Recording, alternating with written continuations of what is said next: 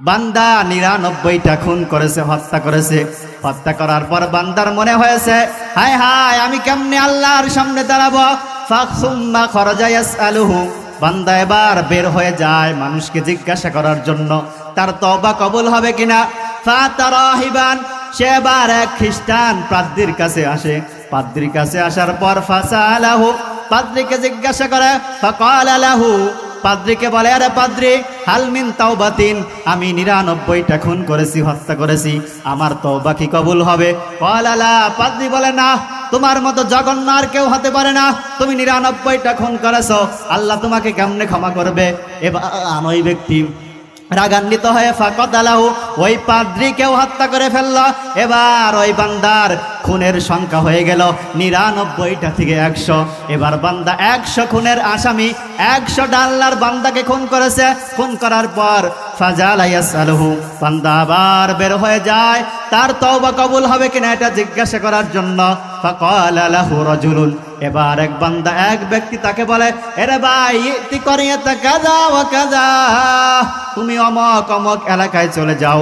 মুসলিম শরীফের বর্ণনার মধ্যে আছে, এক ব্যক্তি তাকে বলল, এরে ভাই তুমি অমক এলাকায় চলে যাও, ওই এলাকায় নেককার বান্দা আছে, তাদের সাথে যদি তুমি মিলিত হতে পারো তাহলে তুমি তওবা করতে পারবা। বান্দা এবার এই কথা শোনার পর, বুখারীর বর্ণনা, বান্দা এবার ওই এলাকার দিকে রওনা হয়। যাইতেছে যাইতেছে হঠাৎ করে পথিমধ্যে মাঝখানে যাওয়ার পর আল্লাহর পয়গম্বর বলে, ফাদরাকাহুল মাউতু, মালাকুল মাউত আজরাইল হাজির। এবার তার মৃত্যুর সময় এসে গেছে। মৃত্যুর সময় ফানা বিসাদ্দি নাহওয়াহা, বান্দা নিজের বক্ষ দ্বারা সামনের দিকে ওই এলাকার দিকে বকটা দিয়েছে, হামাগুড়ি দিয়ে একটু ঘুরে গিয়েছে। ঘুরে যাওয়ার পর এবার বান্দার ইন্তেকাল হয়ে গেছে, বান্দা মারা গেছে। মারা যাওয়ার পর 2 ধরনের ফেরেশতা আসছে, আযাবের ফেরেশতা, রহমতের ফেরেশতা। আল্লাহর পয়গম্বর বলে, ফাখতাসমাত ফীহি মালাইকাতুর রাহমা ওয়া মালাইকাতুল আযাব, রহমতের ফেরেশতা, আযাবের ফেরেশতা তারা ঝগড়ায় লিপ্ত হয়ে যায়, তর্কে লিপ্ত হয়ে যায়। রহমতের ফেরেশতা বলে, এই বান্দা তার অন্তরে আল্লাহর ভয় ছিল, এই জন্য বান্দা তওবা করার জন্য ওই এলাকার দিকে বের হয়ে গেছে, বান্দার আত্মাকে আমরা নিয়ে যাব। আযাবের ফেরেশতা বলে, না না না, বান্দা 99টা থেকে 100টা খুন করেছে, এই বান্দাকে কখনো রহমতের ফেরেশতা নিতে পারে না, আমরা আযাবের ফেরেশতা এই বান্দার আত্মাকে নিয়ে যাব। এবার রহমতের ফেরেশতা, আযাবের ফেরেশতা, 2 ফেরেশতার মাঝে ঝগড়া লেগে যায়, তর্ক লেগে যায়। আল্লাহর পয়গম্বর বলে, এই সময় ফাআওহাল্লাহু ইলা হাযিহি আন তাকাররাবি, আল্লাহ পাক রব্বুল আলামিন ওই মৃত ব্যক্তির সামনের জমিনটাকে আদেশ করে, এ জমিন তুমি মৃত ব্যক্তির সামনে চলে যাও। এবার মৃত ব্যক্তির সামনের জমিনটা রশির মধ্যে পেঁচাতে পেঁচাতে মৃত ব্যক্তির সামনে বাস হয়ে চলে যায়। ওয়া আওহাল্লাহু ইলা হাযিহি আন তাবাদি, আল্লাহ পাক রব্বুল আলামিন মৃত ব্যক্তির পিছনের জমিটাকে আদেশ করেন, পিছনের জমিটা দড়ির মধ্যে পেঁচাতে পেঁচাতে যেখানে সে 100 নম্বর খুন করেছিল সেখানে চলে যায়। চলে যাওয়ার পর ওয়াকালা কিসু মা বাইনাহুমা, আল্লাহ তাআলা উভয় ধরনের ফেরেশতাদেরকে, আযাবের ফেরেশতা, রহমতের ফেরেশতা, উভয় দলের ফেরেশতাদেরকে বলে, তোমরা এবার উভয় দিকের জায়গাটাকে গণনা করো, পরিমাপ করো, যার দিকে বেশি যাবে তারা এই আত্মাকে নিয়ে যাবা। এরপরে ফাবুজিদা ইলা হাযিহি আকরাবা বিশিবিরিন, এরপরে উভয় দলের ফেরেশতা মৃত ব্যক্তির উভয় দিকের জমিনটাকে পরিমাপ করলো। পরিমাপ করার পর দেখা গেল বান্দা ওই যে তওবা করার জন্য বের হয়েছিল ওই এলাকার দিকে 1 বিঘত বেশি গিয়েছে। বেশি যাওয়ার কারণে আল্লাহর পয়গম্বর বলে, ফাগফির লাহু, আল্লাহ পাক রব্বুল আলামিন ওই বান্দাকে ক্ষমা করে দেয়। তো এই তাকওয়া সম্পর্কে 4টা পয়েন্টে আমি আপনাদের সামনে কথা বলবো। 1 নম্বর তাকওয়ার সংজ্ঞা, তাকওয়া কাকে বলে। 2 নম্বর তাকওয়া সম্পর্কে আল্লাহ পাক রব্বুল আলামিন কোরআনে মৌলিক যে কথাগুলো বলেছে সেগুলো বলবো। এরপরে 3 নম্বর, তাকওয়া অর্জন করলে, আল্লাহর ভয় অর্জন করলে আমাদের কি লাভ হবে দুনিয়া এবং আখিরাতে, সেই ফায়দাগুলো আপনাদের সামনে বলবো। এরপরে 4 নম্বর, যে তাকওয়ার জায়গা, তাকওয়া কোথায় থেকে করতে হয়, কোন জায়গায় তাকওয়া অবস্থান করে, কোথায় থাকে, তাকওয়ার জায়গাটা কোথায়, এই সম্পর্কে আলোচনা করব। এরপরে 5 নম্বর, তাকওয়া অর্জন করার উপায়, কি কাজ করলে আমরা তাকওয়া অর্জন করতে পারবো সেই সম্পর্কে বলবো। তো তাহলে 1 নম্বর শিরোনামের আলোচনা হলো তাকওয়া কাকে বলে। তো এই তাকওয়া শব্দটি আরবি, যার অর্থ হলো ভয় করা, বেঁচে থাকা, বিরত থাকা। অর্থাৎ পরিভাষায় তাকওয়া বলা হয় যে আল্লাহর ভয়ে গুনাহ থেকে যদি বিরত থাকা, আল্লাহকে ভয় করে আল্লাহর বিধিবিধান পালন করা, আল্লাহ যেগুলো নিষেধ করেছেন সেগুলো থেকে বিরত থাকা, সেটার নামই হলো তাকওয়া। তো তাকওয়া কাকে বলে এ সম্পর্কে সাহাবীদের কথা থেকে উদ্ধৃতি দিব আপনাদেরকে। তো বিখ্যাত সাহাবী আলী রাদিয়াল্লাহু তাআলা আনহু তিনি বলেন যে তাকওয়া আল্লাহর ভয়, চারটা জিনিসের নাম হলো তাকওয়া বা আল্লাহর ভয়। তার মধ্যে 1 নম্বর আলী রাদিয়াল্লাহু তাআলা আনহু বলেন আত-তাকওয়া হিয়াল খাউফু মিনাল জালিল। 1 নম্বর তাকওয়া হলো অন্তর দিয়ে আল্লাহকে ভয় করা। 2 নম্বর ওয়াল আমালু বিত-তানজিল, অর্থাৎ কোরআন অনুযায়ী আমল করা, কোরআন যেভাবে আমল করতে বলেছে, দুনিয়াতে চলতে বলেছে সেই অনুযায়ী আমল করা। 3 নম্বর ওয়াল কনাতু বিল কলিল, অল্প তুষ্ট হওয়া, আপনাকে যেই সম্পদ দিয়েছে, যা দিয়েছে এটা নিয়েই আল্লাহর উপর সন্তুষ্ট থাকতে হবে। 4 নম্বর ওয়াল ইস্তিদাদু লিয়াউমির রাহিল, আখিরাতের জন্য প্রস্তুতি গ্রহণ করা, অর্থাৎ আমাদেরকে আখিরাতে ফিরে যেতে হবে, সেই জন্য আখিরাতের প্রস্তুতি গ্রহণ করা। তাহলে আলী রাদিয়াল্লাহু তাআলা আনহু বললেন যে তাকওয়া 4 জিনিসের নাম: অন্তর দিয়ে আল্লাহকে ভয় করা, অল্প তুষ্ট হওয়া, কোরআন অনুযায়ী আমল করা, আখিরাতের জন্য প্রস্তুতি গ্রহণ করা। এরপরে বিখ্যাত সাহাবী আব্দুল্লাহ ইবনে মাসউদ রাদিয়াল্লাহু তাআলা আনহু তিনি বলেন যে তাকওয়া 3 জিনিসের নাম। 1 নম্বর আইয়ুতাল্লাহ ফালা ইউসা, আল্লাহর আনুগত্য করা, আল্লাহর নাফরমানি না করা। 2 নম্বর ওয়া ইযকার ফালা ইনসা, আল্লাহকে স্মরণ করা, আল্লাহকে ভুলে না যাওয়া। 3 নম্বর ওয়া ইশকার ফালা ইকফার, আল্লাহর শুকরিয়া আদায় করা, নাফরমানি না করা। তাহলে আব্দুল্লাহ ইবনে মাসউদ রাদিয়াল্লাহু তাআলা আনহু তিনি বললেন যে তাকওয়া 3 জিনিসের নাম: আল্লাহর আনুগত্য করা, আল্লাহর নাফরমানি না করা। 2 নম্বর আল্লাহকে স্মরণ করা, আল্লাহকে ভুলে না যাওয়া। 3 নম্বর আল্লাহর শুকরিয়া আদায় করা, আল্লাহর নাশুকরিয়া না করা। এরপরে খলিফাতুল মুসলিমিন ওমর রাদিয়াল্লাহু তাআলা আনহু তিনি উবাই ইবনে কাব রাদিয়াল্লাহু তাআলা আনহুকে জিজ্ঞাসা করলেন যে হে উবাই ইবনে কাব, তাকওয়া কি জিনিস? তাকওয়ার ব্যাখ্যাটা আমাকে আপনি বলেন। তো উবাই ইবনে কাব রাদিয়াল্লাহু তাআলা আনহু তিনি বলেন যে খলিফাতুল মুসলিমিন, যে আপনি কি কখনো কাঁটাযুক্ত রাস্তায় হেঁটেছেন? তো খলিফাতুল মুসলিমিন ওমর রাদিয়াল্লাহু তাআলা আনহু বললেন যে হ্যাঁ, আমি কাঁটাযুক্ত রাস্তায় হেঁটেছি। তো উবাই ইবনে কাব রাদিয়াল্লাহু তাআলা আনহু বললেন যে আপনি কিভাবে হেঁটেছেন, কেমন করে হেঁটেছেন? ওমর রাদিয়াল্লাহু তাআলা আনহু বললেন যে আমি খুব সতর্কতার সাথে আমার পা থেকে কাপড় উঠিয়ে খুব সতর্কতার সাথে রাস্তায় পা রেখেছি, যাতে করে একটা কাঁটাও আমার পায়ের ভিতরে ঢুকে না যায়। তখন উবাই ইবনে কাব রাদিয়াল্লাহু তাআলা আনহু বললেন, খলিফাতুল মুসলিমিন, এটাই হলো তাকওয়া। অর্থাৎ আমি আর আপনি এই দুনিয়াতে এভাবে চলতে হবে, আল্লাহর একটা বিধানও যেন লঙ্ঘন না হয়, আল্লাহর যেই জিনিসগুলো থেকে বিরত থাকতে বলেছেন সেই জিনিসগুলো যাতে আমরা না করি, সেই গুনার মধ্যে যেন লিপ্ত না হই, একটা গুনাও যেন আমার সাথে লেগে না যায়, এভাবে দুনিয়াতে চলতে হবে, পা ফেলতে হবে, এটাই হলো তাকওয়া।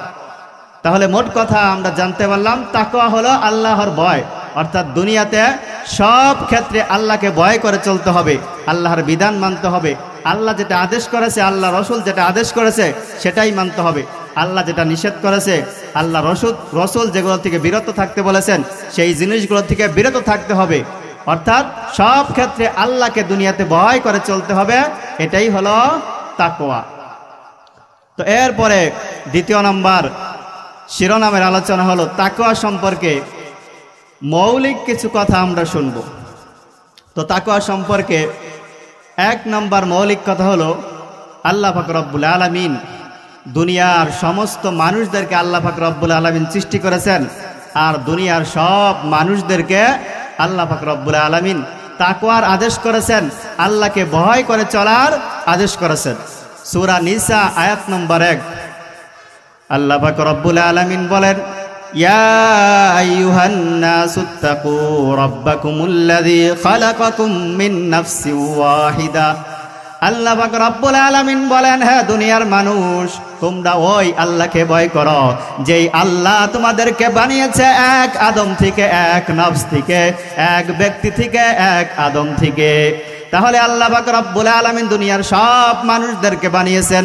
আবার আল্লাহ পাক রব্বুল আলামিন বললেন, হে দুনিয়ার মানুষ, তোমরা ওই আল্লাহকে ভয় করো যেই আল্লাহ তোমাদেরকে বানিয়েছে এক আদম থেকে, এক ব্যক্তি থেকে। এরপরে আল্লাহ পাক রব্বুল আলামিন স্পেশালি আমাদেরকে, আমাদের ইমানদারদেরকে, মুসলমানদেরকে, মুমিনদেরকে আল্লাহ পাক রব্বুল আলামিন স্পেশালি তাকওয়ার আদেশ করেছেন।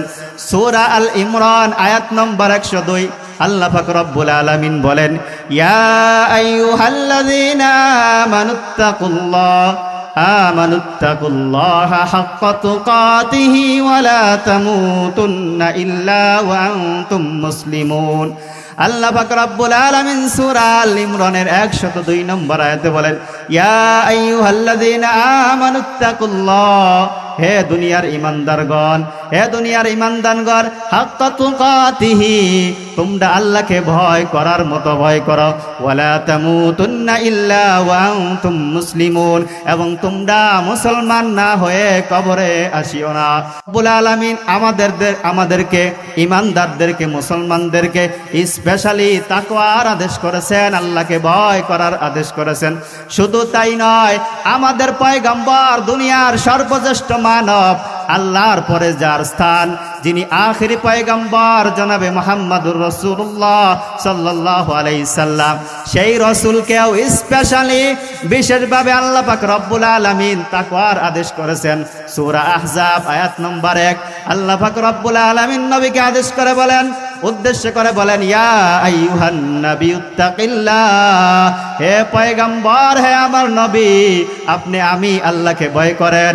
ওয়ালা তুতিল কাফিরিন ওয়াল মুনাফিকিন, আপনি কাফের এবং মুনাফিকদের অনুসরণ করবেন না। তাহলে আল্লাহ পাক রব্বুল আলামিন দুনিয়ার সব মানুষদেরকে তাকওয়ার আদেশ করলেন, বললেন তোমরা সবাই আমি আল্লাহকে ভয় করো। এরপরে স্পেশালি ইমানদারদেরকে, মুসলমানদেরকে বললেন যে তোমরাও আমি আল্লাহকে ভয় করে চলো।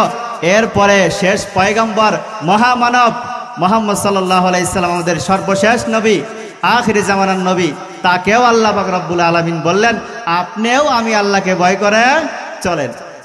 তাহলে তাকওয়া সম্পর্কে মৌলিক আমরা একটা কথা জানলাম, আল্লাহ পাক রব্বুল আলামিন দুনিয়ার সমস্ত মানুষ, কাফের, বেঈমান, মুশরিক, নবী, সবাইকে তাকওয়ার আদেশ করেছেন, আল্লাহকে ভয় করে চলার আদেশ করেছেন। এরপরে দ্বিতীয় নম্বর তাকওয়া সম্পর্কে মৌলিক কথা হলো, আল্লাহ পাক রব্বুল আলামিন শুধু তাকওয়ার আদেশই করে নাই, তাকওয়ার ওসিয়ত করেছেন। দুনিয়ার সব মানুষদেরকে আল্লাহ পাক রব্বুল আলামিন তাকওয়ার ওসিয়ত করেছেন। সূরা নিসা আয়াত নম্বর 131 আল্লাহ পাক রব্বুল আলামিন বলেন, ওয়ালাকাদ ওয়াসাইনাল্লাযীনা উতুল কিতাবা মিন ক্বাবলিকুম ওয়া ইয়্যাকুম আনিত্তাকুল্লাহ। আল্লাহ পাক রব্বুল আলামিন বলেন, ওয়ালাকাদ ওয়াসাইনাল্লাযীনা উতুল কিতাবা মিন ক্বাবলিকুম, আমি তোমাদের পূর্ববর্তী উম্মতদেরকে ওয়াসিয়ত করেছি, ওয়া ইয়্যাকুম, এবং তোমাদেরকে ওসিয়ত করতেছি, তোমরা শোনো, ইত্তাকুল্লাহ, তোমরা সবাই আমি আল্লাহকে ভয় করো। এক আজীব কথা আল্লাহ পাক রব্বুল আলামিন এখানে বলছেন, দুনিয়ার সব মানুষদেরকে আল্লাহ পাক রব্বুল আলামিন তাকওয়ার ওসিয়ত করেছেন। তাহলে আল্লাহ পাক রব্বুল আলামিন তাকওয়ার উপদেশ দিয়েছেন, ওসিয়ত করেছেন।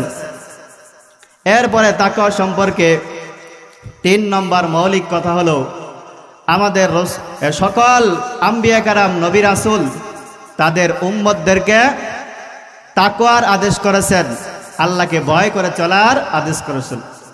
হুদ আলাইহিস সালাম তার কওমের লোকদেরকে আল্লাহকে ভয় করে চলার আদেশ করেছেন। সূরা শুআরা আয়াত নম্বর 126 ইয ক্বালা লাহুম আখুহুম হুদুন আলা তাত্তাকুন, হুদ আলাইহিস সালাম তার কওমের লোকদেরকে বলে, হে আমার জাতি, আলা তাত্তাকুন, তোমরা কি আল্লাহকে ভয় করবে না?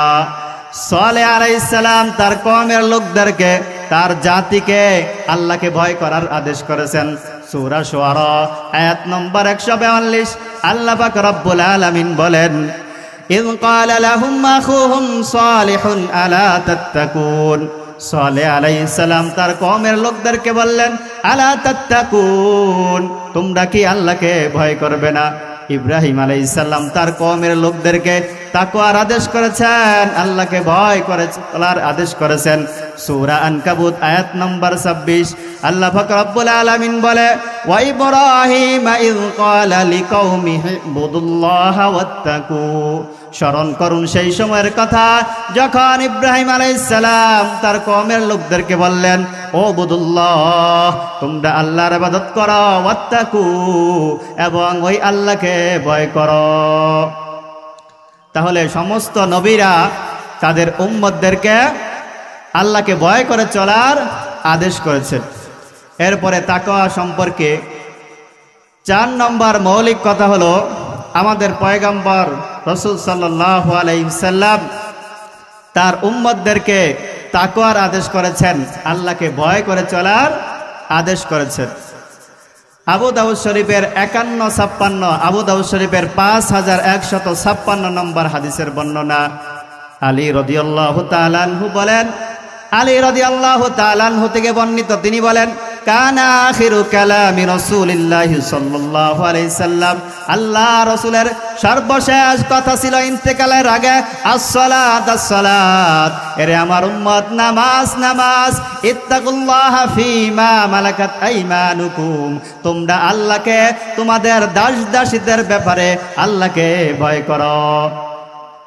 তাহলে রাসূল সাল্লাল্লাহু আলাইহি সাল্লাম মৃত্যুর আগে বলেছেন নামাজ নামাজ, এবং তোমরা দাস দাসীদের ব্যাপারে আল্লাহকে ভয় করো। তাহলে রসুলের সর্বশেষ কথা ছিল তাকওয়া, তোমরা আল্লাহকে ভয় করো। এরপরে রসুল সাল্লাল্লাহু আলাইহি সাল্লাম বিদায় হজের ভাষণের মধ্যেও উম্মতদেরকে তাকওয়ার আদেশ করেছেন। আবু দাউদ শরীফের 616 নম্বর হাদিসের বর্ণনা। আবু উমামা রাদিয়াল্লাহু তাআলা আনহু থেকে বর্ণিত, তিনি বলে, সামি'তু রাসূলুল্লাহি সাল্লাল্লাহু আলাইহি সাল্লাম, আমি আল্লাহ রাসূল সাল্লাল্লাহু আলাইহি সাল্লামের থেকে শুনেছি, ইয়াখতুবু ফি হজ্জাতিল বিদা, তিনি বিদায় হজের ভাষণে বলেছেন, ওয়ালা, আল্লাহর পয়গম্বর বলে, ইত্তাকুল্লাহ, তোমরা আল্লাহকে ভয় করো, ওয়াসাল্লু খামসাকুম, তোমরা 5 ওয়াক্ত নামাজ আদায় করবে, ওয়াসুমু শাহরাকুম, তোমরা রমজান মাসের রোজা রাখবে, ওয়াদ্দু যাকাত আমওয়ালিকুম, তোমরা তোমাদের সম্পদের যাকাত দিবে, ওয়াতিউ উমারাকুম, তোমরা তোমাদের আমিরের নেতার আনুগত্য করবে, তাদখুলুল জান্নাতা রাব্বাকুম, তাহলে তোমরা তোমাদের রবের জান্নাতে প্রবেশ করতে পারবে। তাহলে আল্লাহর পয়গম্বর বিদায় হজের ভাষণে বলেছেন, ইত্তাকুল্লাহ, এরে আমার উম্মত, তোমরা আল্লাহকে ভয় করবা। তাহলে আল্লাহর পয়গম্বর তার জীবনের শেষ কথা এবং বিদায় হজের ভাষণেও কি বলেছেন? তোমরা আল্লাহকে ভয় করো, তাকওয়া অর্জন করো। এরপরে 5 নম্বর তাকওয়া সম্পর্কে মৌলিক কথা হলো, তাকওয়া আল্লাহ পাক রব্বুল আলামিন ইবাদত করার মাধ্যমে, আল্লাহর ইবাদত করার মাধ্যমে তাকওয়া অর্জন করার কথা বলেছেন। সূরা বাকারা আয়াত নম্বর 21 আল্লাহ পাক রব্বুল আলামিন বলেন, ইয়া আইয়ুহান নাসু উবুদু রাব্বাকুমুল্লাযী খালাকাকুম ওয়াল্লাযীনা মিন ক্বাবলিকুম লাআল্লাকুম তাত্তাকুন। আল্লাহ বলেন, হে দুনিয়ার মানুষ, তোমরা ওই আল্লাহকে ভয় করো যে আল্লাহ তোমাদেরকে বানিয়েছেন এবং তোমাদের পূর্ববর্তীদেরকে বানিয়েছেন, লাআল্লাকুম তাত্তাকুন, যাতে করে তোমরা মুত্তাকি হতে পারো, পরহেজগার হতে পারো। তাহলে বোঝা গেল ইবাদত করলে মুত্তাকি হওয়া যায়, পরহেজগার হওয়া যায়। আল্লাহ পাক রব্বুল আলামিন সূরা বাকারার 21 নম্বর আয়াতে কি বললেন? ইবাদত করার মাধ্যমে তাকওয়া অর্জন করার কথা বললেন। তো এই হলো তাকওয়া সম্পর্কে মৌলিক 5টি কথা। এরপরে 3 নম্বর শিরোনামের আলোচনা, যে আমি আর আপনি যদি আল্লাহকে ভয় করে চলি, তাকওয়া অর্জন করি, মুত্তাকি হই, পরহেজগার হই, তাহলে দুনিয়া এবং আখিরাতে আমাদের কি লাভ হবে, কি ফায়দা হবে। তো আমরা এখন জানবো তাকওয়ার ফায়দা, তাকওয়ার উপকারিতা। তো তাকওয়া অর্জন করে, আল্লাহর ভয় অর্জন করলে অনেকগুলো উপকারিতা আছে কোরআন হাদিসের মধ্যে। তো তার মধ্যে স্পেশালি 5টা উপকারিতা ফায়দার কথা আপনাদের সামনে পেশ করব। তো 1 নাম্বার তাকওয়া অর্জন করার ফায়দা হলো, যেই বান্দা দুনিয়াতে আল্লাহকে ভয় করে চলবে, কাল কিয়ামতের ময়দানে আল্লাহ পাক রব্বুল আলামিন তাকে নিরাপত্তা দান করবেন।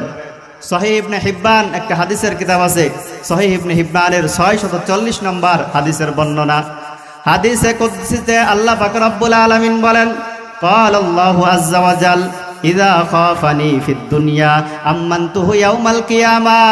আল্লাহ পাক রব্বুল আলামিন হাদিসে কুদসিতে বলেন, ইযা খাফানি ফিদ দুনিয়া, যেই বান্দা আমি আল্লাহকে দুনিয়াতে ভয় করে চলবে, আমানতুহু ইয়াউমাল কিয়ামা, আমি আল্লাহ ওই বান্দাকে কিয়ামতের ময়দানে নিরাপত্তা দিব। তাহলে বলেন, যদি ওই আল্লাহ রব্বুল আলামিন কাল কঠিন হাসরের দিনে আল্লাহ পাক রব্বুল আলামিন নিরাপত্তা দেয়, তাহলে আমাদের আর কোনো চিন্তা থাকবে না। তাহলে তাকওয়া অর্জন করার 1 নম্বর লাভ উপকারিতা হলো, আল্লাহ পাক রব্বুল আলামিন কিয়ামতের ময়দানে তাকে নিরাপত্তা দান করবেন। তো তাকওয়া অর্জন করার 2 নম্বর ফায়দা লাভ হলো, যেই বান্দা দুনিয়াতে আল্লাহকে ভয় করে চলবে, কাল কিয়ামতের ময়দানে আল্লাহ পাক রব্বুল আলামিন আরশের নিচে তাকে ছায়া দান করবেন। বুখারী শরীফের 660 নম্বর হাদিসের বর্ণনা, যেই হাদিসের মধ্যে আল্লাহর পয়গম্বর বলে, কাল কিয়ামতের ময়দানে 7 শ্রেণীর মানুষদেরকে আল্লাহ পাক রব্বুল আলামিন আরশের নিচে ছায়া দান করবে। যেই দিন মহাপ্রতাপশালী আল্লাহ জাল্লা শানুহুর ছায়া ছাড়া আর কোনো ছায়া থাকবে না। পয়গম্বর বলে, সেই দিন আল্লাহ পাক রব্বুল আলামিন 7 শ্রেণীর মানুষদেরকে আল্লাহর আরশের নিচে ছায়া দান করবেন। তার মধ্যে এক ব্যক্তি হলো, আল্লাহর পয়গম্বর বলে, রজুলুন তালাবাতহু ইমরাতু যাতু মানসিবিন ওয়া জামাল, এক সুন্দরী রূপসী বংশীয় নারী যুবককে জিনার প্রস্তাব দেয়, প্রেমের প্রস্তাব দেয়। যুবক এবার জিনার প্রস্তাব পেয়ে ফাকালা ইন্নী আখাফুল্লাহ, যুবক বলে, আমি আল্লাহকে ভয় করি। আল্লাহকে ভয় করে যুবক ওই সুন্দরী রমণী নারীর দিকে ফিরেও তাকায় না। আল্লাহর পয়গম্বর বলে, ওই যুবককে আল্লাহ পাক রব্বুল আলামিন কাল কিয়ামতের ময়দানে আল্লাহর আরশের নিচে ছায়া দান করবেন। শুধু তাই নয়, এই হাদিসের শেষে বুখারী শরীফের 660 নম্বর হাদিসের শেষে আল্লাহর পয়গম্বর বলে, ওয়া রাজুলুন যাকারাল্লাহ খালিয়াল ফাফাজাত আইনাহু, ওই বান্দা, যেই ব্যক্তি নির্জনে গোপনে আল্লাহর জিকির করে, জিকির করতে করতে আল্লাহর ভয়ে তার চোখ দিয়ে আল্লাহর ভয়ে পানি বের হয়। আল্লাহর পয়গম্বর বলে, ওই বান্দাকেও কাল কিয়ামতের ময়দানে আল্লাহ পাক রব্বুল আলামিন আরশের নিচে ছায়া দান করবেন। তাহলে দুনিয়াতে যেই সমস্ত যুবকরা আল্লাহকে ভয় করে বেপরদা নারীর দিকে তাকাবে না, গুনাহ করবে না, ওই সমস্ত যুবকদেরকে আল্লাহ পাক রব্বুল আলামিন কাল কিয়ামতের ময়দানে আল্লাহ পাক রব্বুল আলামিন আরশের নিচে ছায়া দান করবেন। এরপরে তাকওয়া অর্জন করার 2 নম্বর উপকারিতা লাভ হলো, যারা দুনিয়াতে তাকওয়া অর্জন করবে, আল্লাহ পাক রব্বুল আলামিন তাদের গুনাহগুলো ক্ষমা করে দিবেন। সূরা আনফাল আয়াত নম্বর 29 আল্লাহ পাক রব্বুল আলামিন বলেন, ইয়া আইয়ুহাল্লাযীনা আমানু, হে দুনিয়ার ঈমানদারগণ, ইন তাত্তাকুল্লাহ, যদি তোমরা আল্লাহকে ভয় করো, ইয়াজআল লাকুম ফুরকানা, আল্লাহ পাক রব্বুল আলামিন তোমাদেরকে ফুরকান দান করবেন। ফুরকান হলো সত্য মিথ্যার মাঝে পার্থক্য দানকারী। যদি আপনি আল্লাহকে ভয় করেন, আল্লাহ আপনাকে ফুরকান দিবে, আপনি জানতে পারবেন কোনটা হক, কোনটা বাতিল, কোনটা সত্য, কোনটা মিথ্যা। এই যোগ্যতা আপনার মধ্যে আল্লাহ দিয়ে দিবে। ওয়াজআল লাকুম, আল্লাহ পাক রব্বুল আলামিন বলেন, ইয়া আইয়ুহাল্লাযীনা আমানু ইন তাত্তাকুল্লাহ ইয়াজআল লাকুম ফুরকানা ওয়া ইউকাফির আনকুম সাইয়্যাতিকুম, যদি তোমরা আল্লাহকে ভয় করো, তাহলে আল্লাহ পাক রব্বুল আলামিন তোমাদেরকে ফুরকান দান করবেন এবং তোমাদের গুনাহগুলো মোচন করে দিবেন। ওয়া ইয়াগফির লাকুম, এবং তোমাদেরকে আল্লাহ পাক রব্বুল আলামিন ক্ষমা করে দিবেন। তাহলে 3 নম্বর উপকারিতা হলো তাকওয়া অর্জনের, আল্লাহকে ভয় করার 3 নম্বর লাভ হলো, আল্লাহ পাক রব্বুল আলামিন পিছনের সমস্ত গুনাহগুলো ক্ষমা করে দিবেন। তো তাকওয়া অর্জন করার 3 নম্বর লাভ হলো, আল্লাহ তাআলা তার গুনাহগুলো ক্ষমা করে দিবেন। তো এই সম্পর্কে আপনাদের সম্মুখে 3টা চমৎকার মজার বিখ্যাত হাদিস আমি আপনাদের সামনে পেশ করব। তো 1 নম্বর চমৎকার হাদিস বুখারী শরীফের 3478, বুখারী শরীফের 3478 নম্বর হাদিসের বর্ণনা। আল্লাহর পয়গম্বর বলে, আন্না রাজুলান কানা ক্বাবলাকুম তোমাদের পূর্বের জামানায় এক ব্যক্তি ছিল, ওয়াগসাহুল্লাহু মালা, আল্লাহ তাকে অঢেল সম্পদ দিয়েছিল। ফাকাল আলী বানিহি লাম্মা হুজিরা, মৃত্যুর আগে ওই ব্যক্তি তার সন্তানদেরকে ডাকলেন, সন্তানদেরকে ডেকে বলতেছে, রে আইয়া আবিন কুনতু লাকুম, এরা সন্তানের দল, তোমরা বলো আমি তোমাদের কেমন বাবা? ক্বালু খায়রু আবিন, সন্তানটা বলে, বাবা আপনি আমাদের ভালো বাবা, আপনি আমাদের উত্তম পিতা। কারণ দুনিয়ার কোনো সন্তান পিতার সামনে দাঁড়াইয়া পিতাকে খারাপ বলতে পারে না। একথা বলার পর পিতা বলতেছে, না না না, ক্বালা ফাইন্নী লাম আমাল খায়রান কাত্তু, এর সন্তানের দল, আমি দুনিয়াতে ভালো কাজ করি নাই, নেকের কাজ করি নাই। তোমরা যেহেতু বলতেছো আমি ভালো মানুষ, তাহলে আর সন্তানের দল শোনো, আমি ভালো বাবা হিসাবে তোমাদেরকে বলতেছি, তোমাদেরকে ওয়াসিয়ত করতেছি, তোমাদেরকে আদেশ করতেছি, শোনো। ফাইদা মুত্তু, যখন আমি ইন্তেকাল করব, মারা যাব, আমি মারা যাওয়ার পর ফাহরিকুনি, তোমরা আমার লাশটাকে আগুনে পোড়াবা, আগুনে পোড়াইতে পোড়াইতে সুম্মা সাকুনি, আমার লাশটাকে ছাই বানিয়ে ফেলবা, ছাই বানানোর পর সুম্মা যারুনি ফি ইয়াউমিন আসিব, আমার লাশের সেই ছাইগুলোকে প্রবল জ্বরের দিনে বাতাসের মধ্যে উড়িয়ে দিবা, যাতে করে ছাইগুলো জমিনের প্রান্তে প্রান্তে মাটির সাথে মিশে যায়, আমার লাশের কোনো অস্তিত্ব মাটির সাথে না থাকে।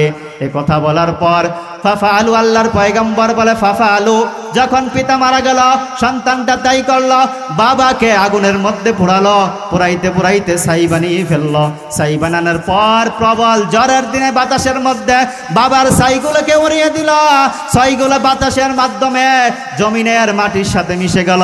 মিশার পর আল্লাহর পয়গম্বর বলে ফাজামাহুল্লাহ আজ্জা ওয়া জাল, আল্লাহ পাক রব্বুল আলামিন কুদরতি ভাবে জমিন থেকে সেই ছাইগুলো একত্র করে বান্দাকে আবার আগের মতো মানুষ বানালেন।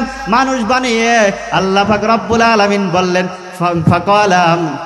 ফাকালা মা হামালাক, এরে বান্দা ব্যাপার কি, এমন কেন করলা বলো? বান্দা বলে, ক্বালা মা খাফাতু, আল্লাহ আপনার ভয়ে এমন করেছি, আমি দুনিয়াতে কোনো ভালো কাজ করি নাই, কল্যাণ কাজ করি নাই, আমি মরার পর আমি আপনার সামনে কেমনে দাঁড়াবো, এই ভয়ে আমি এই কাজ করেছি। চিল্লায়ে বলেন সুবহানাল্লাহ।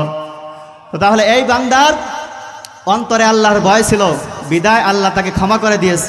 কিন্তু এখন কিন্তু আবার মুসলমান মারা গেলে পোড়ানো যাবে না। এটা পূর্বের জামানায়, আমাদের রসুলের আগের জামানার এক ব্যক্তির কথা আল্লাহ রসুল হাদিসের মধ্যে উল্লেখ করেছেন। এ কথা বুঝিয়েছেন যে তার অন্তরে কি পরিমাণ ভয় ছিল, যে আল্লাহকে ভয় করলে আল্লাহ তার গুনাহ ক্ষমা করে দেয়, এটা বোঝানোর আল্লাহর রসুলের উদ্দেশ্য ছিল। তাহলে যদি আমরা আল্লাহকে ভয় করি, আল্লাহ পাক রব্বুল আলামিন আমাদেরকে ক্ষমা করে দিবেন।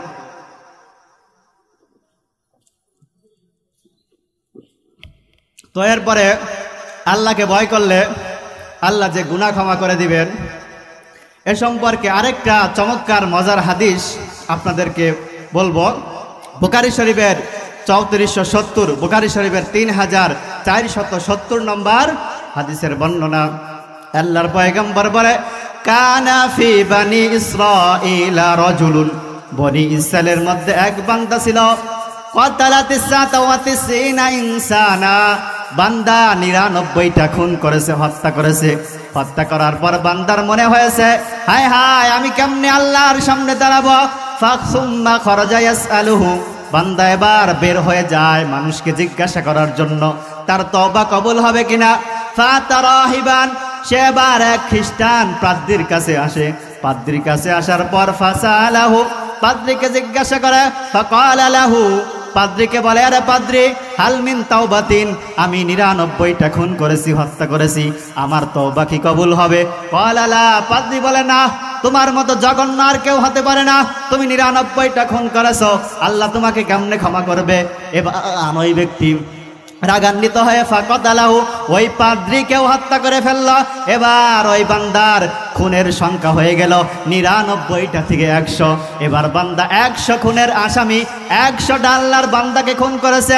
খুন করার পর ফাজালা ইয়াসআলুহু, বান্দা আবার বের হয়ে যায় তার তওবা কবুল হবে কিনা এটা জিজ্ঞাসা করার জন্য।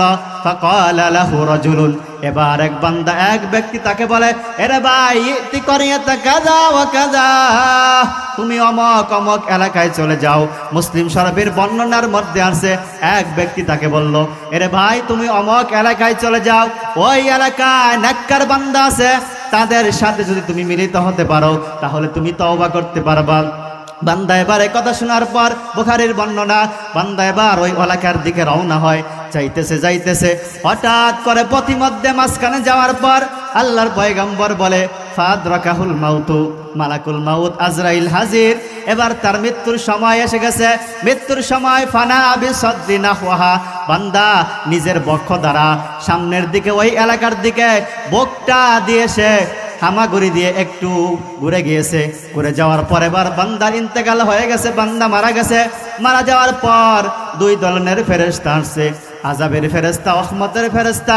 আল্লাহর পয়গম্বর বলে, ফাখতাসমাত ফীহি মালাইকাতুর রাহমা ওয়া মালাইকাতুল আযাব।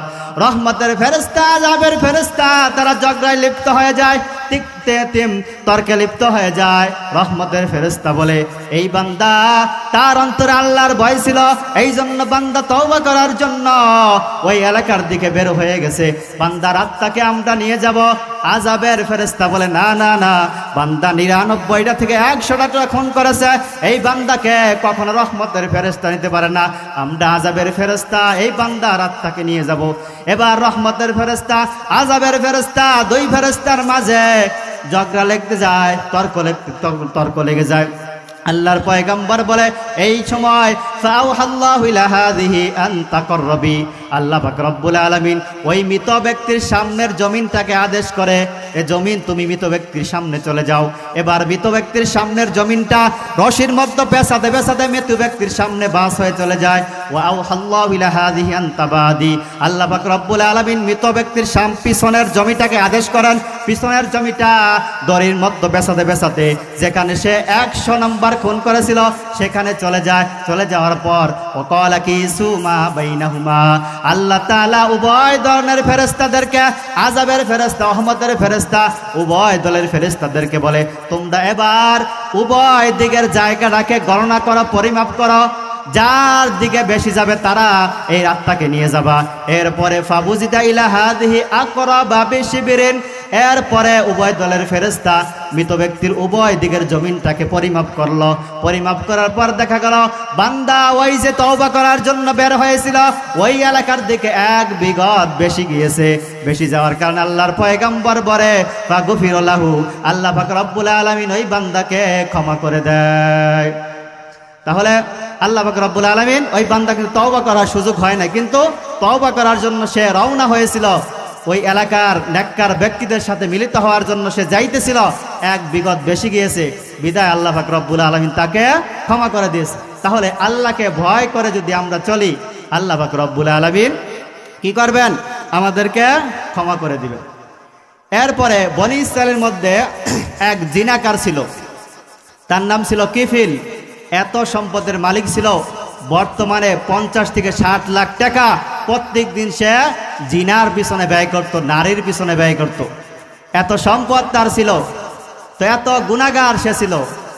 তো তিরমিজি শরীফের 2496 2496 নম্বর হাদিসের বর্ণনা, আল্লাহর পয়গম্বর বলে, কানাল কিফলু মিন বানি ইসরাইল, বনি ইসরাইলের মধ্যে কিফিল নামক এক ব্যক্তি ছিল। লা ইয়াতাওয়াররাউ মিন যামবিন আমিলাহু, এমন কোন গুনাহ নাই কিফিল করে নাই, কোন গুনাহ থেকে কিফিল বিরত থাকতো না। ফাতাহা ফাতাতহু ইমরাতুন, এক মহিলা অভাবগ্রস্ত হয়ে কিফিলের কাছে সাহায্যের জন্য আসে, সাহায্যের জন্য হাত বাড়ায়। ফাতাহা 60 দিনারান আলা আইয়াতাহা, কিফিল এবার ওই মহিলাকে 60 দিনার দিয়ে দেয়, যার বর্তমান মূল্য হলো 50 লাখ টাকা। তাকে 50 লাখ টাকা তাকে দিয়ে দেয়, এই শর্তে যে কিফিলের সাথে আজকের রাত্রে জিনা করতে হবে, অপকর্ম করতে হবে। এবার মহিলা অভাবের তাড়নায় রাজি হয়ে যায়। রাজি হওয়ার পর আল্লাহর পয়গম্বর বলে, ফালাম্মা কাদা মিনহা মাক্কাদা রাজুলি মিন ইমরাতিহি, যখন ওই কিফিল ওই মহিলার উপর উঠে যায়, যেমন স্বামী তার স্ত্রীর উপরে ওঠে, এভাবে ওঠার পর কিফিল যখন জিনার জন্য হাত বাড়ায়, ওর ইদাত মহিলা কাঁপতে শুরু করে, কাঁপতে কাঁপতে অবাকাত কান্না শুরু করে দেয়, অজরে কান্না করতেছে। কিফিল বলে, কিফিল ফাকালা, কিফিল বলে মা ইবকিকি, আরে বোন তুমি কেন কান্না করো? আকরাহতুকি, আমি কি তোমাকে জোর জবরদস্তি করে এখানে নিয়ে এসেছি? ক্বালাত লা, মহিলা বলে না না, আপনি আমাকে জোর করে নিয়ে আসেন নাই, আমি স্বেচ্ছায় নিজের ইচ্ছায় জিনা করার জন্য এসেছি। কিন্তু ওয়ালাকিন্নাহু আমালুন মা আমিলতাহু, কিন্তু আমি আমার জীবনে কখনো জিনা করি নাই, আমার সতীত্ব নষ্ট করি নাই, আমি আল্লাহকে ভয় করে চলতাম। ওমা হামালানি আলাইহি ইল্লাল হাজা, প্রয়োজন দারিদ্রতা আমাকে এই কাজ করতে বাধ্য করেছে। আমি এতটাই দারিদ্রতায় পড়ে গেছি, ক্ষুধার তাড়নায় পড়ে গেছি, খাবার মতো কোনো কিছু নাই, এতটাই দারিদ্র হত দরিদ্রয় আমি পড়ে গেছি। এই জন্য বাধ্য হয়ে আমি আপনার সাথে জিনা করার জন্য রাজি হয়েছি, কিন্তু আমি কখনো এই কাজ করি নাই। আমি এমন মেয়ে নয়, আমি জিনাকার কোনো মেয়ে নয়, আমি আল্লাহর কাছে ভয় করতেছি। আজকে রাতে যদি আপনার সাথে জিনা করে, তাহলে কালকে সকালবেলা আমি আমার এই পবিত্র চেহারাটা, আমার এই কলুষিত চেহারাটা আল্লাহর সামনে আমি কেমনে দেখাবো? আমি আল্লাহর সামনে কেমনে দাঁড়াবো? এই জন্য আমি কাঁপতেছি আর কান্না করতেছি। কিফিল বলে রে বোন, তুমি তো একটা দিন জিনা করবা এই জন্য ভয় করতেছ, কিন্তু আমি কিফিল এতটাই গুনাহগার আল্লাহর জমিনে, প্রত্যেক দিন জিনার পিছনে 60 দিনার 50 লাখ টাকা আমি ব্যয় করি। আমার মতো গুনাহগার আর কেউ নাই। তুমি যদি একটা দিন জিনা করার ভয়ে এতটাই আল্লাহকে ভয় করো, তাহলে মরার পর আমি কিফিলের কি অবস্থা হবে? কিফিল বলে ফাকালাত ফালিনানতি হাযা মা ফালতিহি ইযহাবি ফাহিয়া লাকি, এরে বোন তুমি যেহেতু এই কাজ কখনো করো নাই, আল্লাহকে ভয় করতেছো, যাও যাও, তোমাকে আমি 60 দিনার এমনি দিয়ে দিলাম, তুমি এগুলো নিয়ে যাও, তোমার জিনা করতে হবে না।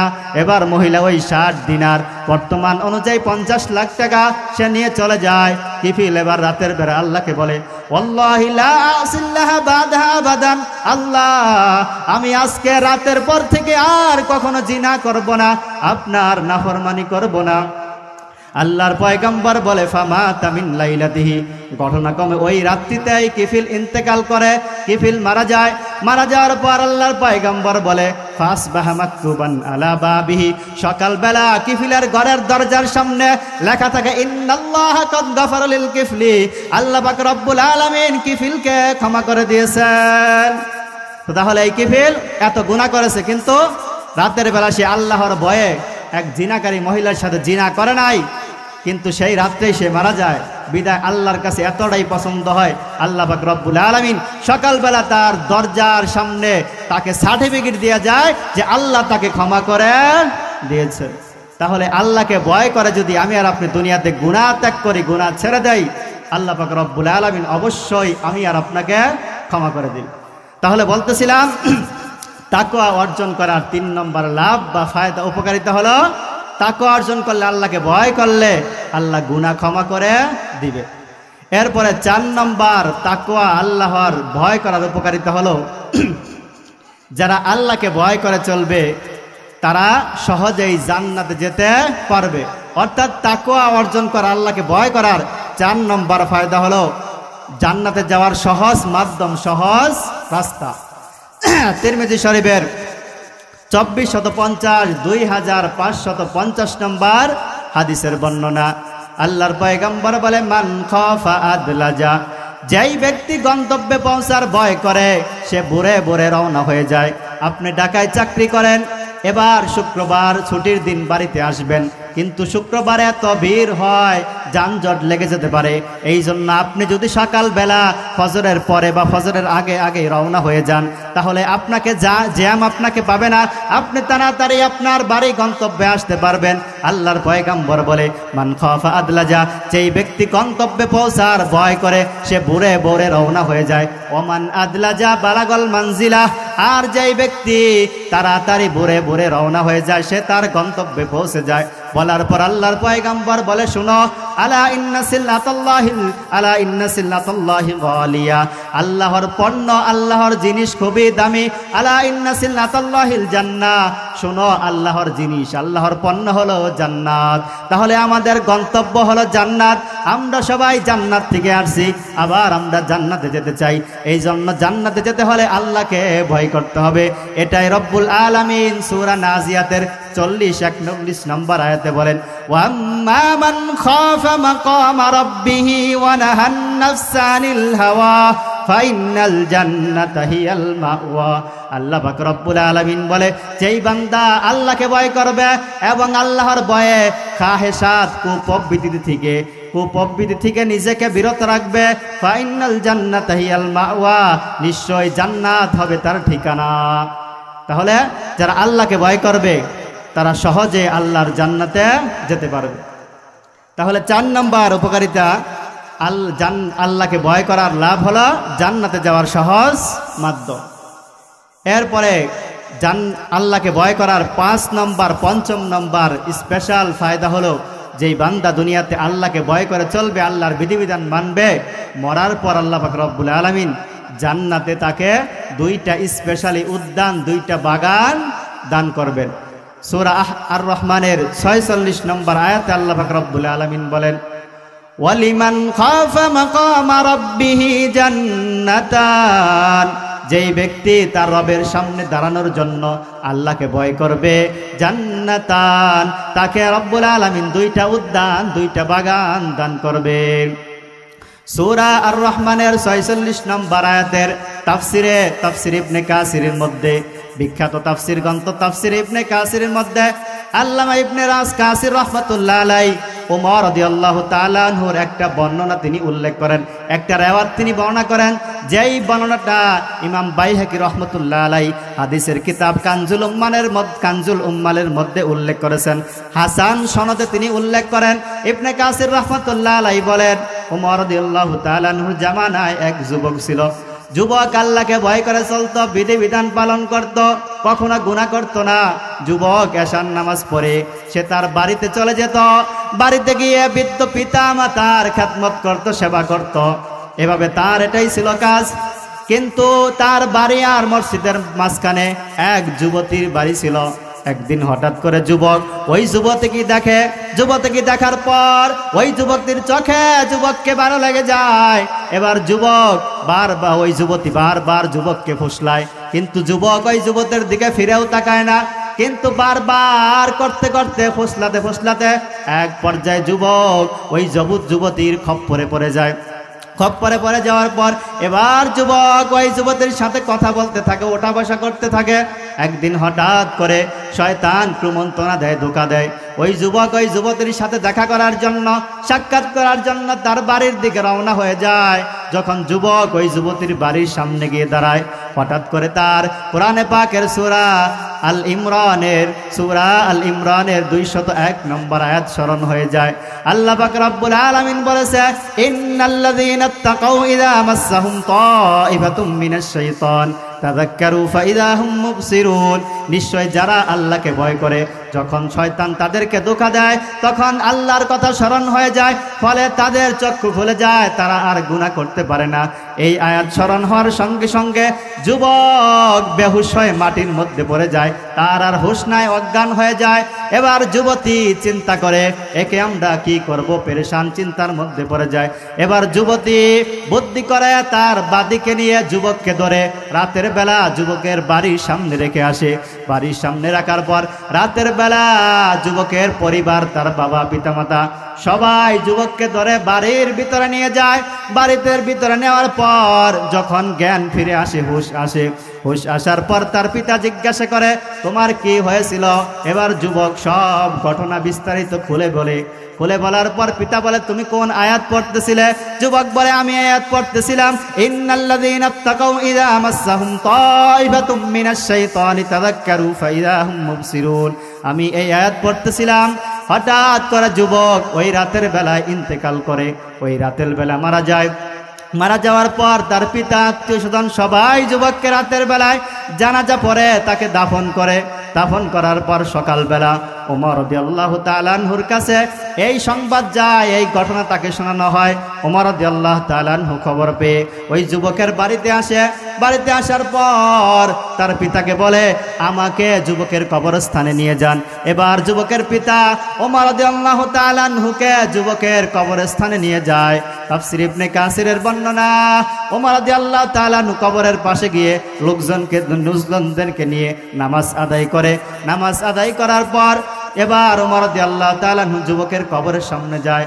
কবরের সামনে যাওয়ার পর ওমর রাদিয়াল্লাহু তাআলা আনহু ডাক দেয়, ইয়া ফাতা, হে যুবক, আল্লাহ পাক রব্বুল আলামিন তো বলেছেন ওয়ালিমান খাফা মাকাম রাব্বিহি জান্নাতান, যেই বান্দা দুনিয়াতে আল্লাহকে ভয় করে চলবে আল্লাহ তাকে দুইটা স্পেশালি বাগান দান করবে। তোমার কি খবর, তোমার কি অবস্থা? ওয়াজা ইবনে কাসির রাহমাতুল্লাহ আলাইহি বর্ণনা করেন, ওয়াজা বাহুল ফাতা মিন দাখিলিল কবরি, যুবক কবরের ভিতর থেকে আওয়াজ দেয়, ইয়া উমারু, হে খলিফাতুল মুসলিমিন উমর, আতানি হুমা রাব্বি আযজা ওয়া জাল্লা ফিল জান্নাতি মাররাতাইন, আমার রব মরার পরে আমাকে জান্নাতের মধ্যে দুইটা বাগানের ব্যবস্থা করে দিয়েছেন। সুবহানাল্লাহ। তাহলে যদি আপনি আল্লাহকে ভয় করেন তাহলে আল্লাহ পাক রব্বুল আলামিন আপনাকে জান্নাতে দুইটা বাগানের স্পেশালি বাগান দান করবেন। তো অন্য হাদিসের মধ্যে আছে যখন মুমিন বান্দাকে কবরে রাখা হয় তখন জান্নাত থেকে সরাসরি কি করে দেওয়া হয়, কালেকশন করে দেওয়া হয়। তো এই হিসাবে ইমাম বাইহাকি রহমতুল্লাহ আলাই এই ঘটনাকে, এই রেওয়াতটাকে হাসান বলেছেন, অর্থাৎ সুন্দর বলেছেন। তো যাই হোক, তাহলে আল্লাহ পাক রব্বুল আলামিন সূরা আর রহমানের 46 নম্বর আয়াতে বললেন, ওয়ালিমান খাফা মাকামি রাব্বিহি জান্নাতান, যেই ব্যক্তি তার রবের সামনে দাঁড়াতে আল্লাহকে ভয় করবে তাকে আল্লাহ দুইটা স্পেশালি বাগান, উদ্যান দান করবে। তাহলে যদি আমি আর আপনি আল্লাহকে ভয় করে চলি, কাল কিয়ামতের ময়দানে জান্নাতে স্পেশালি দুইটা বাগান, উদ্যান আমাদেরকে দান করবে। তাহলে তৃতীয় নম্বর শিরোনামে আলোচনা করতেছিলাম, আল্লাহকে ভয় করলে আল্লাহ পাক রব্বুল আলামিন তাকে স্পেশালি 5টা পুরস্কার দিবেন। তার মধ্যে 1 নম্বর বলছিলাম, আল্লাহকে ভয় করলে আল্লাহ পাক রব্বুল আলামিন কিয়ামতের ময়দানে নিরাপত্তা দান করবেন। 2 নম্বর, আল্লাহকে ভয় করলে আল্লাহ রাব্বুল আলামিন আরশের নিচে ছায়া দান করবেন। 3 নম্বর, আল্লাহকে ভয় করলে আল্লাহ গুনাহ মাফ করে দিবেন। 4 নম্বর, আল্লাহকে ভয় করলে জান্নাতে যাওয়া যাবে সহজে। 5 নম্বর, আল্লাহকে ভয় করলে আল্লাহ পাক রব্বুল আলামিন মরার পরে জান্নাতে তাকে 2টা স্পেশালি বাগান দান করবে। এরপরে 4th শিরোনামে আমরা আলোচনা করব যে তাকওয়ার স্থান কোথায়, তাকওয়া কোথায় থাকে, কোথায় থেকে তাকওয়া বের হয়। মুসলিম শরীফের আন্তর্জাতিক হাদিস হিসাবে 2564, মুসলিম শরীফের 2564 নম্বর হাদিসের বর্ণনা। আল্লাহর পয়গম্বর বলে, লা তাহাসাদু ওয়ালা তানাজাশু ওয়ালা তাবাগাদু ওয়ালা তাদাবারু।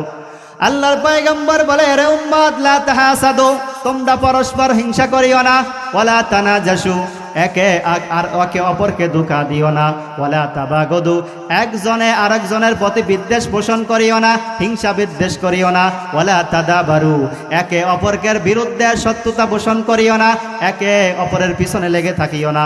আল্লাহর পয়গম্বর বলে, লা ইয়াবি বাদুকুম আলা বাইবাদিন, সাবধান, তোমাদের কেউ যেন একজনে ক্রয় বিক্রয় করতেছে সেখানে আরেকজন ক্রয় বিক্রয় না করে। এবার গরিব, নন্দনপুর এই বাজারে সকালবেলা এক গরিব দিন মজুর মাছ কেনার জন্য মাছ বিক্রেতার কাছে যায়। এবার সে দাম করে 150 টাকা, 160 টাকা কেজি মাছ, কিন্তু মাছওয়ালা দিতে চায় না, কিন্তু আরেক কয়েকবার বললে দিবে। কিন্তু এমন সময় আরেক বড় লোক, আরেক অবিচার, তার মাছটা পছন্দ হয়ে যায়, সে আবার তার সামনে এসে বলে, মাছটা আমি নিব, 200 টাকা কেজি দিব। এই যে আল্লাহর পয়গম্বর এটাকে নিষেধ করেছেন, এটা হলো মাকরু, এটা নাজায়েজ, এটা করা যাবে না। কারণ এটা করলে ওই গরিবের, সে 150 টাকা 160 টাকা দিয়ে মাছ কিনতে পারলো না, আপনি ধনী লোক, বড় লোক, তার পেটে লাথি মারলেন। আল্লাহর পয়গম্বর বললেন, সাবধান, লা ইয়াবি বাদুকুম আলা বাইবাদিন, তোমাদের কেউ যেন একজনের বিক্রির উপর আরেকজন ক্রয় বিক্রয় না করে। আল্লাহর পয়গম্বরের পরে বলে, ওয়াকুনু ইবাদাল্লাহি ইখওয়ানা, এরে আমার উম্মত, তোমরা আল্লাহর বান্দা, পরস্পর সবাই ইখওয়ানা, একজন আরেকজনের ভাই হয়ে যাও। শোনো, আল মুসলিমু আখুল মুসলিমুন, শোনো, এক মুসলমান আরেক মুসলমানের ভাই, লা ইয়াজলিমুহু, এক মুসলমান আরেক মুসলমানকে জুলুম করতে পারবে না, ওয়ায়াখজিলুহু, এবং তাকে অপদস্থ করতে পারবে না, ওয়ায়াহকিরুহু, এবং তাকে হেনস্থ করতে পারবে না, অপনস্ত অহংকার করতে পারবে না, তাকে নিচু করতে পারবে না। আল্লাহর পয়গম্বর এই কথাগুলো বলার পর বলে, এরে আমরা উম্মতের আমার সাহাবে কেরাম শুনো, আত্তাকওয়া হাহুনা ওয়া ইউশিরু ইলা সাদরিহি সালাস মাররাত। আল্লাহর পয়গম্বর বলে আত্তাকওয়া হাহুনা, তাকওয়া এখানে, তাকওয়া এখানে। তিনবার আল্লাহর পয়গম্বর তার বুকের দিকে, সিনার দিকে ইশারা করে সাহাবাদেরকে বোঝায়, শোনো তাকওয়া এখানে, আত্তাকওয়া হাহুনা, আল্লাহর ভয় এখানে, অন্তরে অন্তরে। তাহলে বলেন তাকওয়া কোথায় থাকে? অন্তরে। কারণ আপনার অন্তরে যদি আল্লাহর ভয় থাকে তাহলে আপনি আল্লাহর বিধান মানতে পারবেন, আল্লাহর রসুলের আদর্শ বাস্তবায়ন করতে পারবেন। আর যদি আপনার অন্তরে আল্লাহর ভয় না থাকে তাহলে আপনি আল্লাহকে মানতে পারবেন না, আল্লাহর হুকুম মানতে পারবেন না। তো আমাদের সমাজে অনেক মুসলমান আছে 50 বছর 60 বছর হয়ে গেছে, দাড়ি পর্যন্ত পাকে গেছে, চুল পেকে গেছে, এরপরে বান্দা 5 ওয়াক্ত নামাজ পড়ে না, মসজিদের বারান্দাও কখনো যায় না। যদি জিজ্ঞাসা করা হয় নামাজ কেন পড়েন না, বান্দা এবার জবাব দেয়, আরে ভাই নামাজ না পড়লে কি হয়েছে, আমার ঈমান তো ঠিক আছে, আমি তো মুসলমান। বান্দা সুদ খায়, ঘুষ খায়, রোজা রাখে না, হজ করে না, যাকাত দেয় না, শরীয়তের কোনো বিধিবিধান পালন করে না। কিন্তু বান্দাকে যদি বলা হয় তুমি কেন আল্লাহর বিরুদ্ধে কর্মকাণ্ড করো, বান্দা একটা জবাবই দেয়, আমি নামাজ না পড়লে কি হয়েছে, স্ত্রীকে পর্দায় না রাখলে কি হয়েছে, মেয়েকে পর্দায় না রাখলে কি হয়েছে, সুদ খাইলেও কি হয়েছে, আমি তো ইমানদার, আমার ইমান তো ঠিক আছে। এই কথা তারা বলে। তো এবার বলেন নামাজ না পড়লে কি ইমান ঠিক থাকে? ঠিক থাকে? ভালো করে শুনে নেন এরা মুসলমান, এরে মুসলমান ভালো করে শুনে নেন। আল্লাহ পাক রব্বুল আলামিন সূরা বাকারার 146 নম্বর আয়াতে বলেন, আল্লাযীনা আতাইনাহুমুল কিতাবা ইয়ারিফুনাহু কামা ইয়ারিফুনা আবনাআহুম। আল্লাহ পাক রব্বুল আলামিন বলেন, আল্লাযীনা আতাইনাহুমুল কিতাবা, আমি যাদেরকে কিতাব দিয়েছি আহলে কিতাব, তারা নবী মুহাম্মদকে ইয়ারিফুনাহু কামা ইয়ারিফুনা আবনাআহুম, তারা আমি নবী মুহাম্মদকে এমন ভাবে চিনে যেমন তারা তাদের সন্তানদেরকে চিনে। সূরা বাকারার 146 নম্বর আয়াত নাজিল হওয়ার পর তাফসিরে বাগবীর মধ্যে এসেছে, ওমর রাদিয়াল্লাহু তাআলা আনহু আব্দুল্লাহ ইবনে সালাম, যিনি আহলে কিতাবদের অনুসারী ছিল, পরবর্তীতে মুসলমান হয়েছে। ওমর রাদিয়াল্লাহু তাআলা আনহু আব্দুল্লাহ ইবনে সালামকে বলে, আরে ভাই, আল্লাহ পাক রব্বুল আলামিন সূরা বাকারার 146 নম্বর আয়াতে বললেন, তোমরা আহলে কিতাবরা তোমাদের সন্তানদের মতো আমাদের নবী মুহাম্মদকে চিনো, ব্যাপারটা কি, ব্যাখ্যাটা বলো, এর তাফসীরটা আমাকে বলে দাও। আব্দুল্লাহ ইবনে সালাম বলে, তাফসিরে বাগবীর বর্ণনা, আরে ভাই ওমর, আমরা যখন সফরে যাইতাম, সফরে যাওয়ার সময় আমাদের স্ত্রীদেরকে বাড়িতে রেখে যাইতাম। সফর থেকে ফেরার পর যখন দেখতাম আমার স্ত্রীর সন্তান হয়েছে, সফর থেকে ফিরে আসার পর এই সন্তান আমার উরসে কিনা, আমার সন্তান কিনা, এটার মধ্যে সন্দেহ থাকতো। কারণ আমার অনগোচরে, আমার অনুপস্থিতিতে আমার স্ত্রী অন্য কারো সাথে মিলিত হতে পারে, এটার সম্ভাবনা আছে। এই জন্য এই সন্তান আমার কিনা, এই জন্য এটা সন্দেহ থাকতো। কিন্তু আরে ভাই ওমর, যখন আমরা আখির জামানার পয়গম্বর মুহাম্মদ সাল্লাল্লাহু আলাইহি সাল্লাম সম্পর্কে, তার গুণাবলী সম্পর্কে পড়েছি, জেনেছি, যখন স্বচক্ষে আল্লাহর পয়গম্বরকে দেখেছি, তখন তাকে এমনভাবে বিশ্বাস করেছি তিনি আল্লাহর রাসূল, তার মধ্যে কোনো সন্দেহ নাই।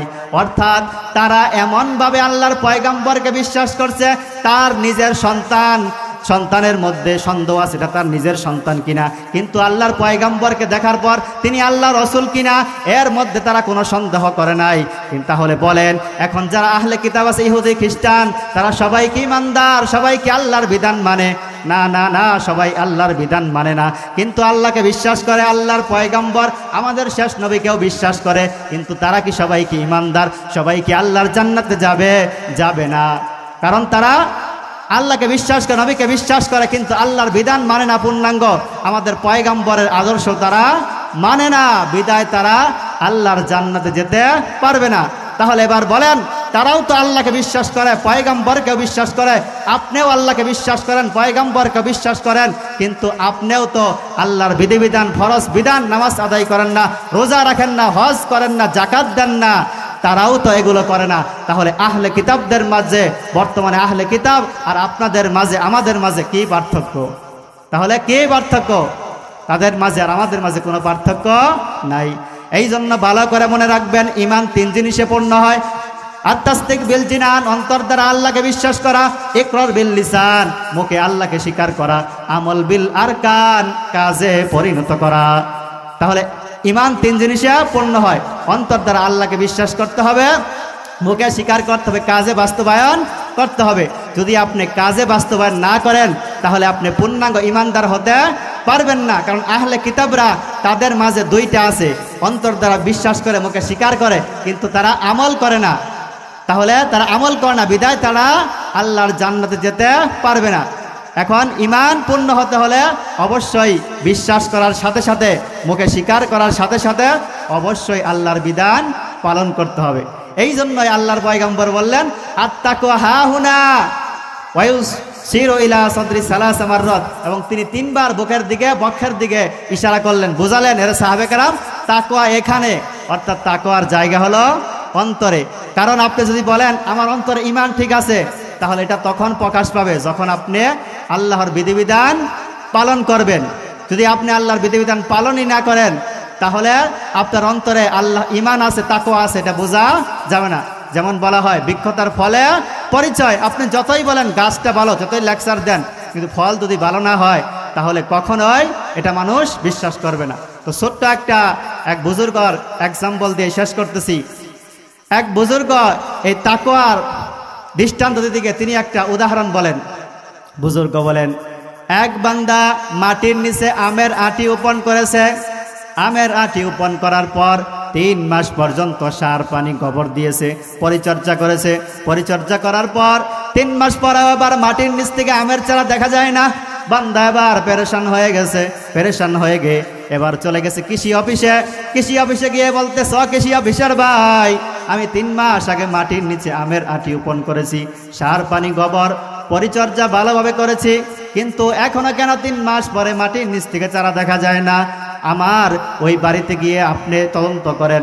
এবার কৃষি অফিসার ওই ব্যক্তির বাড়িতে গিয়ে যেই জায়গায় আমের আটি উপন করেছে সেখানে পরীক্ষা নিরীক্ষা করে দেখে। পরীক্ষা নিরীক্ষা করার পর এবার কৃষি অফিসার বলে, আরে ভাই, তুমি ফাইনাল জবাব নিয়ে নাও, তোমার এই মাটির নিচ থেকে আমের আটির ভিতর থেকে চারা কেন দেখা যায় না? কারণ হলো এই আমের আটির ভিতরে সাদা একটা অঙ্কুর আছে, যেই অঙ্কুর থেকে চারা গজায়। তোমার এই মাটির নিচে যে আমের আটি পুঁতেছ, এই আমের ভিতরের ওই অঙ্কুরটা পুরাটাই পচা, যেই কারণে 3 মাস আগে আমের আটি অপন করার কারণেও, পরিচর্যা করার পরেও এখন দেখা যায় না। কারণ যেই জায়গা থেকে চারা গজায় আমের অঙ্কুর, সেই অঙ্কুরটাই পচা।